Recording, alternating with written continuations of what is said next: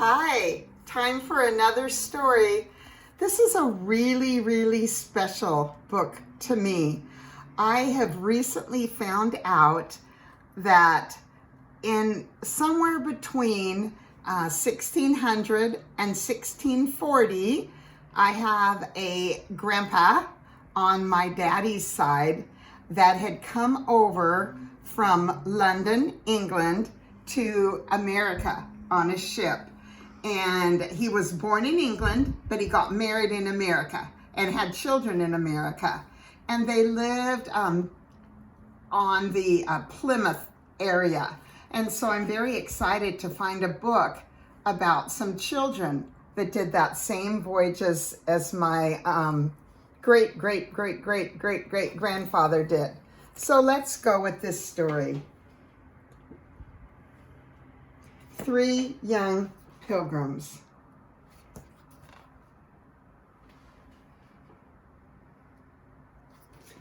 So much to look at on this picture. Tim, can you focus in on each of the different things? So over here is Plymouth, and this is where I and also the Russ family and the Dickinson family and the Clift family. And on the Clift family, I mean, not only my grandpa Clift, but also my grandma Clift, the Steiner and the Binkert families. Now the Binkerts settled here at Cape Cod, which is real close, and everyone else had settled here in Plymouth. So over here, this is where they came from. Now my family came from up here at London. Pretty much everyone came over from London. This is Ireland, Scotland. So we had relatives in all of these areas, but most of them came across the ocean just like this. Our story is about Mary, Remember, and Bartholomew. They stood on the deck of a little boat in the very middle of the dark blue ocean all around. They watched for mermaids and whales and pirates, but most of all, they were watching for land.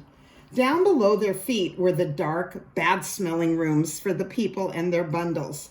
Below them was a hold full of cargo and barrels of food and water. And below all this was dark, cold seawater, where Mama said fish swam through the bones of poor drowned sailors. You can see some of the people up here. This is Master Christmas Joys, Mitzen. This is all the different sails. They didn't have an engine like we have an engine that goes and takes you fast. This boat, all of their movement happened by these sails right here. And this out here is the beak. It's the front of the boat. It had been 60 days since the ship had sailed from England. And remember, my family all came from England. Finally, one cold November morning, there was a shouting, "Land ho! Land, land! Look, it's America!" All the pilgrims strained to see a pale ribbon of blue land. Every morning, the thin line on the horizon became thicker. Mary wondered if bears were watching from behind the tiny trees. She was just starting to see them. And Captain Jones told the sailors to drop the anchor into the sea. My papa said tomorrow we will row ashore to see if all is safe. We will find the best place for our colony, and our new baby is going to be born right here in the New World. At this point, they called America the New World. Mama blushed happily. To make sure everyone would stick together once they reached shore, the Pilgrims wrote an agreement. They were there to build a colony for the glory of God and in honor of our king and country. And that is the same agreement that my grandfathers, 3 of them, signed. They all said together, we will be a civil body politic, making and obeying laws for the common good of everyone. Then it was time to get into a little boat. Everyone's sea legs were wobbly after being at sea for 6 weeks, almost 2 months, But then how wonderful to run on the solid land it would be. Mama and the other women washed their families' clothes in water and spread them out to dry on the rocks. The children went exploring. "Don't go too far," the mama said. Mary thought she saw a face peeking behind a rock, but when she looked, no one was there. That afternoon, the Pilgrims returned to their boat, the Mayflower. It would be their shelter until the place to settle was found. It was an important decision where to stop. Finally, just before Christmas, Papa said to Mama, "We have found a fine place to build, and we will call it Plymouth Colony." Now remember, this is exactly the same Plymouth that my great-great-great-grandfathers helped us settle. The children were very happy. They saw that the face of Mama was thin and pale, and they felt worried because everyone was hungry and tired of living crowded on the ship, on the land, and on the gray rolling sea. Days and nights were starting to get very, very cold. Let's look a little closer at this map.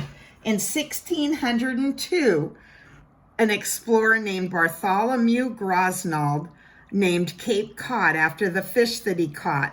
Down here at Plymouth, 1 week later is when these Mayflower and these Pilgrims landed. Up here, you can see some bays. This is Nantucket down here. This is Cape Cod Bay. Down here, Nantucket Island. All the blue is water. So you can see how the land, almost like a little ski or something, how the land comes out. It comes along here and then it curves up. So that would make Plymouth a pretty safe place, wouldn't it? Because this land would protect it from big waters and ocean waves. Here they are. Mary watched snowflakes melt into the salty sea. Remember, they were all back on the water. She could hear the ringing of axes and pounding of hammers. Those sounds carried clearly across the water from the land where Papa and others were building shelter, just as fast as they could. Some of the grown-ups were beginning to be sick. Mistress Mullins had died of being so sick. And Mr. Bradford's sad, silent wife had fallen into the sea and drowned. Mary shivered and wished that that new baby would come soon, that spring would come, and that they could all get a new house and live warm and safe together, and even that Mama would have a good dinner in the kettle. Pretty crowded on the ship. Look how they all lived so close together. I once saw a replica of the Mayflower. They had a ship like that down at Kalama, and I went to look. That ship was so tiny. It's so amazing how many people were on that little boat. In the next few weeks, those who were strong enough moved their belongings from the ship to the common house, one house where everyone was going to live. And they began building their houses. One dark winter evening, Papa built a smoky fire in their own hearth. That night, Bartholomew, Remember, and Mary warmed their fingers with whispered prayers and bundled up with Papa and Mama. The family listened to the sounds of the woods before falling asleep. The wind blew cold off the sea. It was the 16th of March. Mary found some little flowers in a clump of melting snow, and Remember said, "Is it spring?" Mama said, "Winter is the most dark and cold just before spring." And in the very darkest winter, half the Pilgrims died of the great sickness. Mama and the new baby died too. Can you imagine? It was so cold and so miserable. The mama and the baby both died. They were very sad, and Bartholomew was crying when he looked, and suddenly he saw an Indian. They'd never seen an Indian before. He stood quietly. Here is a picture of him right here. He stood quietly at the edge of the woods and looked at them with keen, dark eyes. His skin was the color of copper. The children ran to find Papa. They found him trying to break up the rocky soil and to build a garden. "Papa, come with us!" "Not now," he said wearily. They pulled his hands. "Papa, there's an Indian!" And then they saw the tall man walk up to Mr. Hopkins and Mr. Bradford. "Welcome, Englishmen," said that Indian. "My name is Samoset." The thin, sad pilgrims came out of their fields and doorways to see this Indian. After spending the night with the Hopkins family, Samoset went back to his home in the forest. When he came back, look, he brought his friend Squanto to help. They brought food, and later they showed the settler how to plant corn. In each hill of corn, they buried small fish. Remember, planted the herbs and flowers Mama had brought. And when no one was looking, Mary planted a little fish too. On a pearly April morning, Captain Jones sailed away on the Mayflower to go back to the old world. Many of the pilgrims wiped away homesick tears. You know, they had come all the way from England and they would probably never go back. This was their home now. All down the warm green summer days, everyone tended their gardens and crops in the field. The corn was taller than Mary now, and when Priscilla Mullins and John Alden were married, Remember brought primroses from Mama's own garden. That fish must have helped, Mary smiled to herself. There was going to be a rich harvest.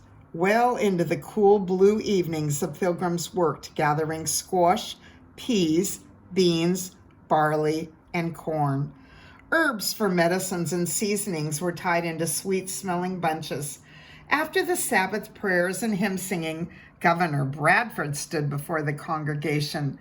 His collar looked very white beneath his sunburned face.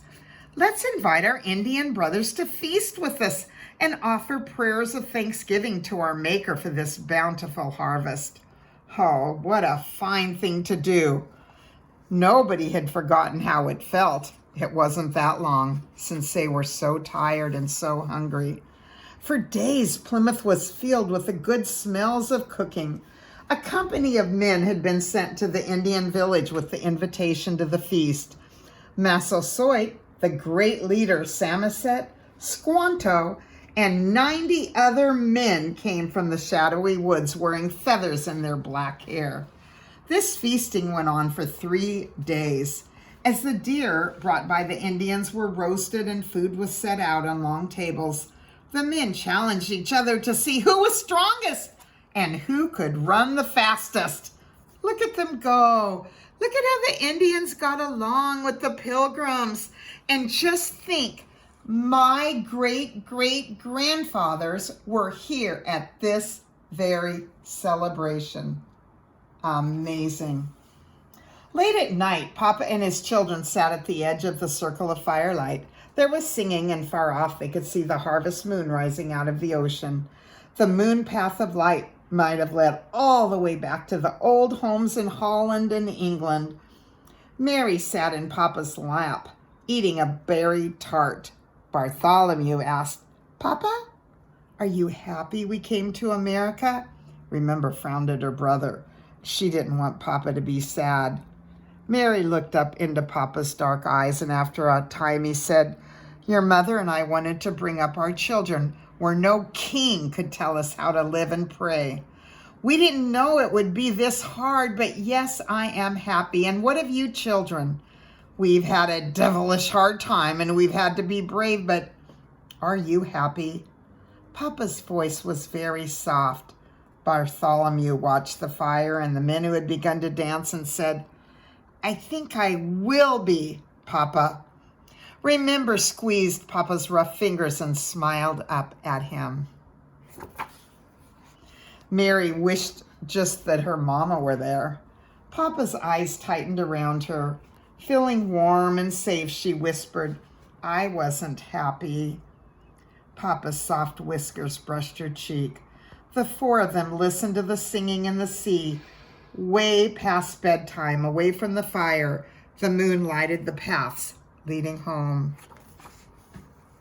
Not long after the days of feasting, a ship was sighted. The Fortune brought 35 more settlers. but no food to feed them. There followed a hungry winter and more hard times. The Pilgrims' good friend Squanto died in September of 1622.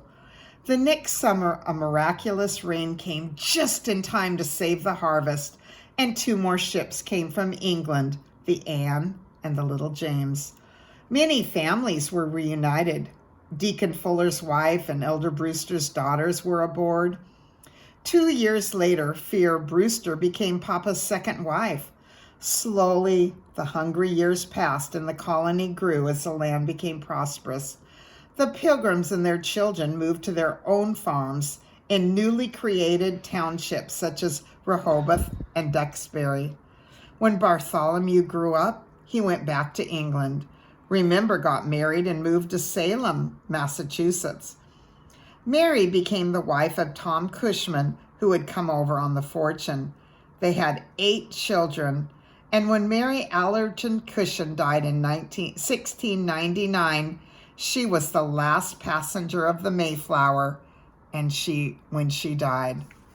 This is kind of a little timeline. We're not going to go through all of that, but you can kind of look. Clear back in 1002, Leif Erikson came.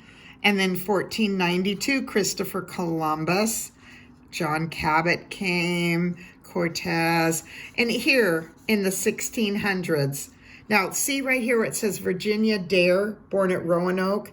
The interesting thing about that was she was the first person to be born on the New World, the first one that wasn't a native Indian.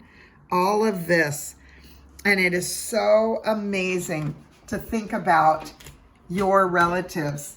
I know a lot of you watching these stories are my own grandchildren, and I just want you to know you should be pretty proud of what your grandfathers and grandmothers lived through and how strong and tough they were. And you know, they did all of that because they didn't want to follow the rule of the king in England, because they wanted to be free to worship the God that they loved. So remember, our freedoms are very important, and don't let anyone take that away from you. That's all. Sorry it's a little bit long, but how fascinating to hear some of our history and know it involves us. Bye-bye. I love you.